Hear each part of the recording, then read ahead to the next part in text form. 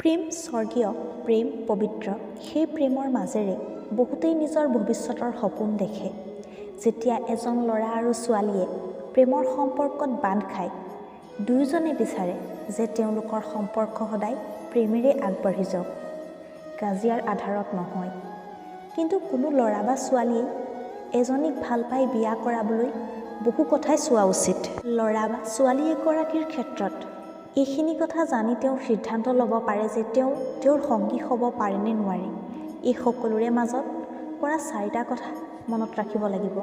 কিয়নো যেতিয়া এজনী ল'ৰা বা ছোৱালী এজনৰ সৈতে সম্পৰ্কত থাকে, ই তেওঁৰ জীৱনৰ এক ডাঙৰ সিদ্ধান্ত।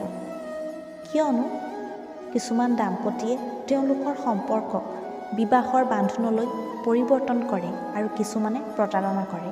গতিকে জানো আহক, মহিলাই পুৰুষ বা পুৰুষে মহিলাৰ কি কথাৰ প্ৰতি লক্ষ্য ৰখা উচিত। কথা কোৱাৰ শৈলী। প্ৰতিজন ব্যক্তিয়ে বিচাৰে যে যিজন তেওঁৰ অংশীদাৰ হয় তেওঁলোকৰ কথা কোৱাৰ এটা ভাল শৈলী থাকক। যেতিয়াই তেওঁ কাৰোবাৰ সৈতে কথা পাতে, তেওঁৰ ভাল আৰু মিঠা কিবা কয়, তেওঁৰ মাত ভাল হয়।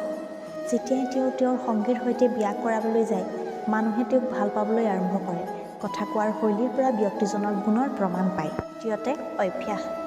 আমাৰ চকুত প্ৰিয়জনৰ ভাল অভ্যাস থাকিব পাৰে, কিন্তু আনজনৰ দৃষ্টিত একেটা অভ্যাস ভুল হ'ব পাৰে। আৰু যেতিয়া ছোৱালী এজনীক ভাল পায়, তেওঁ নিশ্চিতভাৱে ইয়াত তাইৰ অভ্যাসবোৰ দেখে। তেওঁৰ অভ্যাস ভাল নে বেয়া তাৰ যত্ন লোৱা হয়। Dressing sense. আজিৰ পৃথিৱীত প্ৰতিজন ল'ৰা তেওঁৰ সংগীৰ ড্ৰেছিং চেন্স অতি ভাল হোৱাটো বিচাৰে।